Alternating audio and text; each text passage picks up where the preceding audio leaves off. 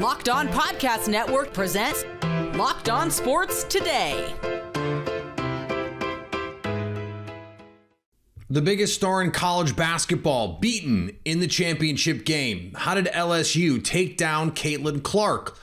Plus, the men's national title no one expected, and the Celtics should be the favorites to win the NBA title.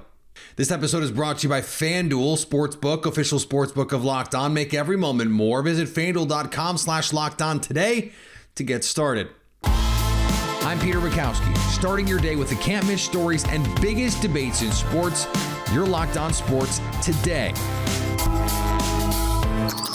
Searching all major sports. Found. Let's start with the biggest story. Caitlin Clark came into Championship Sunday as the headline maker, but it was LSU, a hot shooting LSU. Angel Reese put in 15 and 10, sets an NCAA record for double-doubles in a season. And LSU 102-85. They win their first title in program history. Isabel Rodriguez, not Angel Reese, joins me now from Locked On Women's Basketball. And Isabel, this is a game that started off really, really fast. The officiating got in the mix a little bit, and then the hot shooting of LSU really took off. What clicked for this LSU offense? Yeah, I mean, I think there are a couple of different things, but the thing that stuck out to me was by halftime, Angel Reese had taken 2 shots, and the team as a whole had scored 59 points. And so it was really those role players that came out of the woodwork and really made a difference today. I mean, Jasmine Carson in particular stands out. She had over 20 points. I can't remember the exact number, but she really made an impact in the first half, didn't miss a shot in the first half, and including like at least 5 3-pointers, I think it was. And so just really able to get hot from the 3-point line, which is honestly not something we have really seen them do to this degree up until now.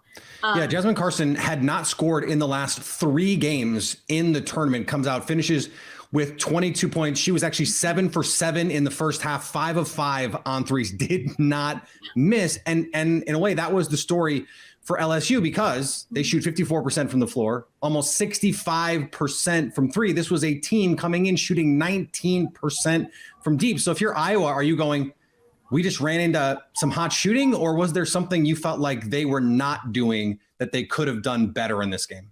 There were a couple of different things. I mean, people talked about this during the South Carolina game yesterday, but Iowa's perimeter defense, especially when they run up against maybe some players who are having better nights than others, isn't necessarily the best. They definitely struggled to decide when to cover certain players and when to go into drop. And I think there's, it ended up making the difference in some way, combined with the difference in reffing. There was some, they got into foul trouble early, especially Monica Sonano and Caitlin Clark both ended up with 4 fouls going into like halfway through the third quarter. And that really limited what they were able to do both on the offensive and the defensive, since they had to play a little bit more cautiously. And I think that combined with LSU's hot shooting, it really just made all the difference. Yeah, if you'd have told Iowa going in that they would shoot 50% from the floor and almost 47% from 3, that Caitlin Clark would have 30, they would probably feel pretty good about their chances. But that's not what happened here. Zooming out, big picture, LSU, they get their first national title in program history. I mentioned Kim Mulkey, who got emotional after the game. She was in the gold suit, just shiny as ever. Where can this program go from here? That's the crazy thing to think about, to be honest, is this LSU program has basically scratched the surface of what they can do. This just happened. This just happened. I mean, I was talking with Gabriella Lewis, who is our SEC beat reporter at the Next, and she and I were talking about how LSU was ranked 3rd in the SEC going into this season.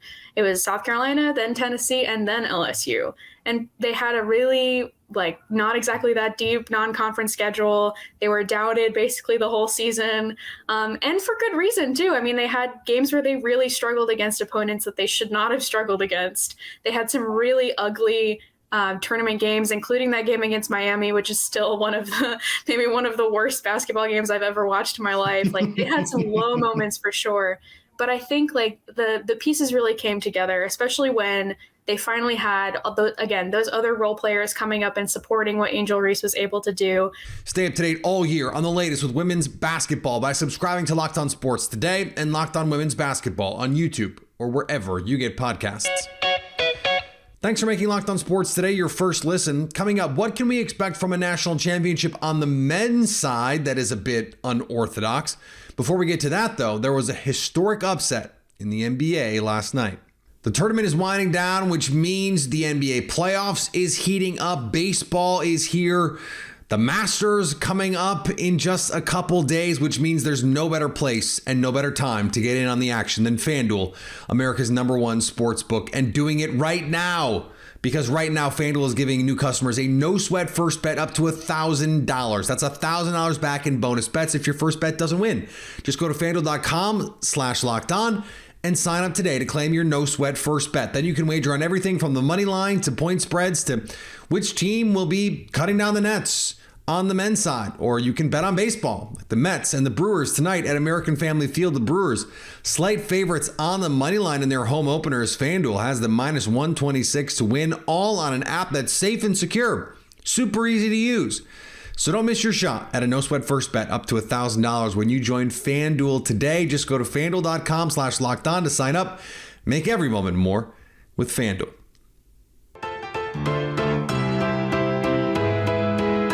The Portland Trailblazers pulled off the largest NBA upset in 30 years on Sunday by knocking off the Minnesota Timberwolves as 19.5-point underdogs. That is like college football line stuff. And just like that, another can't-lose game for the Minnesota Timberwolves turns into a loss. I'm Ben Beacon, host of the Locked On Wolves podcast. The Timberwolves came into Sunday 19.5-point favorites against the bruised and battered Portland Trailblazers. No Damian Lillard, losers of 11 of 12, missing their top 5 scorers, playing multiple 10-day contract guys, rookies, etc., undrafted guys. And yet the Wolves lost by 2. According to ESPN, this was the worst loss against the spread in 30 years. Karl-Anthony Towns had 3 shot attempts for the Wolves, not makes, shot attempts for Minnesota. Anthony Edwards had 37, 6, and 5, but no other Timberwolves scored more than 13 points in this game. Minnesota shot the ball fairly well themselves, but again, it was the turnovers. 18 turnovers, lack of defense in critical moments in the game, and Minnesota just simply played back and forth with one of the worst teams in the league, shorthanded. And they've now lost 3 straight. They've dropped to 9th in the West. We're going to break it all down. Subscribe to Locked On Wolves for all things Timberwolves. And this is a Blazers team that probably wants to lose games, but you can't tell the players that. For just the second time in a decade, the New York Knicks will be in the NBA playoffs. The New York Knicks have stamped their ticket to the NBA playoffs with a 118-109 win over the Washington Wizards. Alex Wolf from Locked On Knicks here, and they got contributions from all up and down an impromptu starting lineup. No Julius Randle with his sprained ankle, but also no RJ Barrett in this game. Didn't matter. The Knicks got quality contributions from the starting lineup. Quentin Grimes and Jalen Brunson both had 27 points. Manuel quickly had 22 in place of Barrett. But maybe most importantly, Obi Toppin gets comfortable, gets 21 points starting for Julius Randle, playing probably one of his best games of the season. And these last 3 games, you should definitely look to get Obi Toppin comfortable and ready for the possibility that Julius Randle might not be there for the first game or 2 of the playoffs, thanks to that sprained ankle. So we'll see how it all goes. Plenty more to talk about on Locked On Knicks, including the quest for the 5 seed. So that's all coming up on Locked On Knicks. The Milwaukee Bucks took care of the Philadelphia 76ers. After a disaster against Boston a couple of nights ago, the Bucks bounce back against the Philadelphia 76ers and pick up a really, really important win on the road to clinching the #1 seed. My name's Kane Pittman. I'm the host of the Locked On Bucks podcast. The Celtics got the tiebreaker a couple of nights ago. They then closed to within 1.5 games of Milwaukee. So there was pressure on the Bucks. This was a must-win game against Philadelphia. And for the most part, they were pretty comfortable throughout the night and got big performances from their best players. Giannis, 33 points, 14 rebounds, 6 assists, 13 of 17 from the field. And he did all of this in just 32 minutes. I'm not sure he needed an MVP statement, but maybe that was it tonight. Someone is going to have to give me a reason that Joel Embiid is clearly favored ahead of Giannis Antetokounmpo in the MVP race, other than something silly like it's just his turn. I don't understand. Charlie Coyle scored the game-winning shootout goal as the Bruins recovered from blowing a 3-0 lead to beat the St. Louis Blues 4-3 for Boston's 60th dub of the year. The Bruins became just the fourth team in NHL history to win at least 60 games in a season, joining the 18-19 Tampa Bay Lightning, the 95-96 Red Wings, the 76-77 Canadiens. The Bruins now have 125 points this season and are on pace for 133, which would break the NHL single season record of 132 set by those 76-77 Canadiens. Boston has 5 games remaining in the regular season. And on the diamond, the LA Angels scored 13 runs? Oof. Oakland A's pitching staff. Yikes. The Angels take 2 out of 3 in the opening series against the A's up at the Oakland Coliseum. My bad. Hey, what's going on, everybody? It's John Frisch, one half of Locked On Angels. The Angels poured on the offense after a disappointing opening day, winning yesterday's game 13-1 with an 11-run inning. Logan O'Hoppe had RBIs in all 3 games this weekend. He had his first career home run, a 3-run shot on Sunday. Patrick Sandoval pitched well. Tyler Anderson induced a lot of soft contact against the A's. Trout and Ohtani go back-to-back with home runs. And Anthony Rendon causes some controversy that we're definitely going to talk about. But you know what? It's good that the Angels took this series. 2 out of 3 ain't bad, and they had to get it done. And now they move on up to Seattle for the rest of this road trip before they come home on Friday. Mike and I are going to talk about it all on Locked On Angels, including the Anthony Rendon incident, so we hope you'll join us on Monday's show. If LSU and Iowa wasn't enough in terms of national championship stakes and drama and, man, post-game discourse on Twitter, there was a lot of that, then, hey, we got another one of these. We've got UConn and San Diego State for the men's national title. And it's going to be a lot of fun. It's going to be weird because the men's tournament has been weird this whole time. Andy Patton from Locked On College Basketball joins me now. And Andy, this is a little bit of an anticlimactic finish in a lot of ways to what was a really fun game. We haven't really felt, Isaac, and I talked about this last week, about usually in these tournaments, we feel the upsets at some point and it degrades the quality of the games. We haven't really felt that on the men's side to this point, even if the teams haven't been the names we're used to. Yeah, I agree. And I think there are some people who are trying really hard to find ways to not like that Florida Atlantic San Diego State game. And it was a fantastic game. Oh, yeah. How can you not be excited? Right. That's what I'm saying. It was like a buzzer beater. It's like, yeah, there were some missed free throws and some sloppiness that maybe you wouldn't have seen if it was like Alabama and Baylor or something like that. But I don't know. Alabama looked crappy in some of their games too. Like, I don't think that necessarily they did lose. 2 teams. San Diego State has played just fantastic throughout this NCAA tournament, and they play a style that is not the most aesthetically pleasing. And I can understand why some people might feel that way, but they win a lot of basketball games. The guards have been fantastic. And UConn, I mean, people have talked about, there hasn't been a dominant college basketball team this year. There's no dominant teams left. UConn has been dominant, and they had a bad stretch in late January where they went 2-6.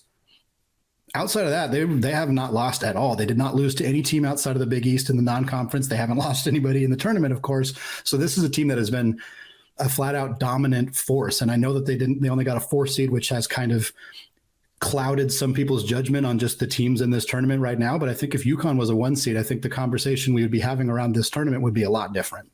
Yeah, it's easy to forget. They were the number 2 team in the nation before they went on that midwinter slide. Yeah. And as you pointed out, since that slide, that little slip up in the middle of the season, they have been spectacular. So I think that leads us to an important point. This title, I mentioned to Isaac on our show last week, this feels a lot like Butler UConn in that title game. And we do discount titles, right? From not every title is created equal. Sure. How do you think we are going to view this title? And I'm going to ask you the follow-up right up front. How should we view this title? Because I think those are related. It certainly depends how the game goes, but there's a very good possibility that UConn wins this game by double figures. Yeah. It's not guaranteed. Which is all they've done in this tournament, by the way. All they've done is won games by double figures. Well, and I think that's the takeaway. UConn, yes, they did not play a 1 seed. Yes, they did not play a 2 seed. And I think that does matter. It is part of the conversation, but it's not their fault that Kansas lost to Arkansas. It's not their fault that Texas lost to Miami, right? Or that UCLA lost to Gonzaga. Look what they did to Gonzaga. They beat that team by 28 points. They have beat everybody badly. Miami was the closest game, and it didn't feel that close, really, at the end of the game. I think that this run that UConn has put together, especially if they win by a decent margin. They don't have to blow out San Diego State, but if they win by a decent margin, we're going to look at this stretch and be like, this is a team that just blasted their way through the NCAA tournament. And I think people are not going to frame it as great of an NCAA championship as it maybe should be. But I think if they win this game, then it's a really, really incredible run. And I think when you compare it to previous UConn runs, people are going to look at this more like the Cardiac Kemba run in 2011 or their run in 2014, when in reality, this team is probably closer from a talent and dominance perspective to the 04 run with Emeka Okafor.